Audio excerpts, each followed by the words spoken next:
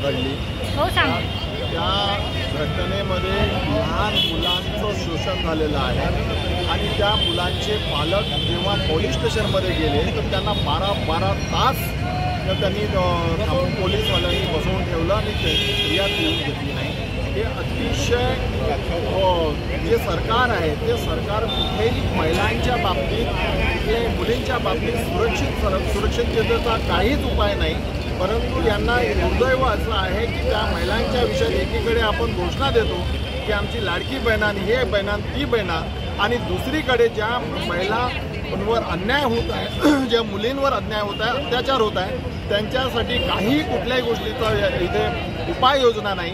एखाद्या वेळेस एखादं आंदोलन करत असलं तर शेकडो पोलीसवाले लावले जातात आणि ते आंदोलन दाबले जाते, परंतु एखाद्या महिलेला जर न्याय मिळवून द्यायचा असला तर कुठलाही पोलीस समोर येत नाही। तो आमची मागणी आहे की ज्या आरोपींनी जे दुर्दैवी जी घटना केली त्या आरोपींनी फाशीची शिक्षा झाली पाहिजे आणि ज्यांनी दिरंगाई ज्या कामामध्ये केलेली आहे, ज्या पोलीसवाल्यांनी दिरंगाई केलेली आहे त्या पोलिसांवरही कडक कारवाई झालेली पाहिजे। आमची अशी मागणी आहे।